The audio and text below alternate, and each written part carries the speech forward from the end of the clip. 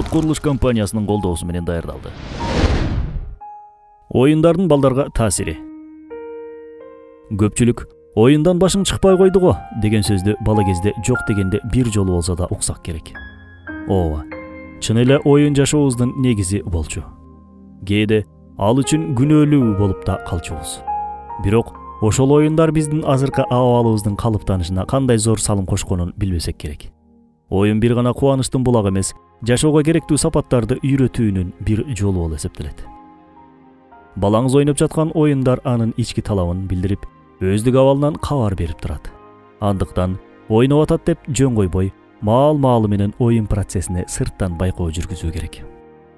Мисалы, кээ бир балдар жалгыз ойногонду жактырса, кээ бирөө жанына бирөө кошулмайын тынч ала албайт. Бирок бөбөк жөн гана үй куруп, жыйынтыгында кубанса, бири башаламан болгон нерсени бузуп талкалагысы келет. Ата-эне баланын бул абалдарын байкап ошого жараша шарт түзүп берүүсү туура. Оюн бөбөктөрдүн өнүгүүсүндө негизги элемент. Ойноп жаткан учурда балдар өздөрүнүн физикалык, психологиялык күч жөндөмдөрүн изилдешет.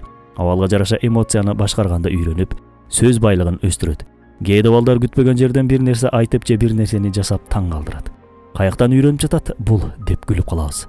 Албетте, балдар оюндун негизинде биз ойлогондон да көп нерсе үйрөнүшөт. Себеби оюн учурунда баланын кабыл алуусу адаттан тыш активдүү иштеп, дене ийкемдүү абалга келет. Бул жерде ата-эненин милдети пайдалуу жана түрдүү оюндарга басым жасап, балага сырттан багыт берүү. Албетте, ата-эненин да оюнга кошулуусу абдан пайдалуу. Себеби бир учурда балага убакыт бөлүп, мээрим төгүп, ошол эле учурда ойногон болосуз. Ал эми бирге ойноо менен балага жаңы өнөр үйрөтөсүз. Сиздин сөзүңүз, жасаган оюнчуктарыңыз, ар бир кыймылыңыз баланын көз жаздымында калбайт. Адатта чогуу ойноп жатканда балдар баарын ата-энеси жасап бергенин каалайт.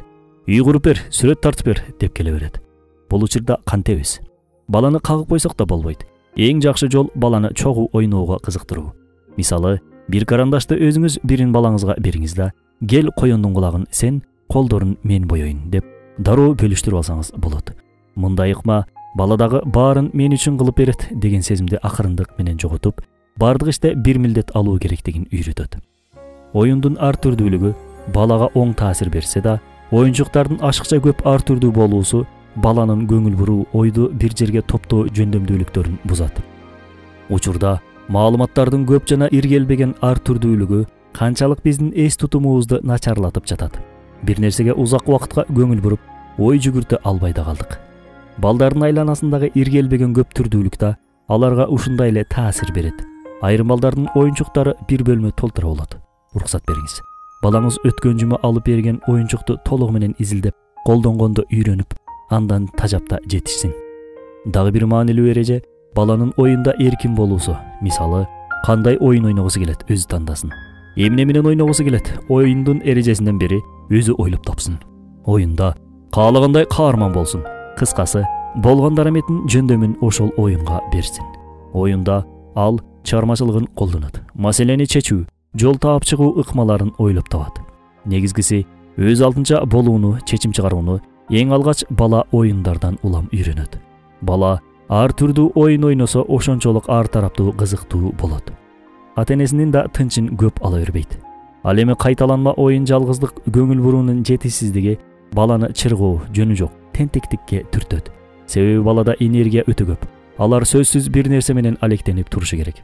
Биздин милдет ошол энергияны убагында пайдалуу нерселерге буруу. Оюнда баланы тоскоолдуксуз өз дүйнөсүндө эркин коюу керек дедик. Бирок бардык эле ата-эне баласынын коопсуздугу үчүн кабатыр болот. Андыктан алгач оюн зонасын коопсуз абалга алып келүү керек. Толугу менен тазалап, зыяндуу нерселерден арылтып, алгачкы шартты түзгөндөн кийин балага оюн талаасын курууга уруксат берсеңиз болот. Бар ойно, мага тоскоол болбо деп баланы бөлмөсүнө киргизип коебуз. Туура. Дайым эле бош ой бербейсиз. Ошентсе да ойноп жаткан баланы байкай жүрүңүз. Анын маанайын байкап, тажап араса башка сунуштарды айтып, балаңыздын пикирин угуп шерик болуңуз. Бул баланын өзүн өзү баалоосун өнүктүрөт. Сизге пикирин айтып көнгөн бала кайсыл жерде болбосун кысылбай өз оюн жеткире алат.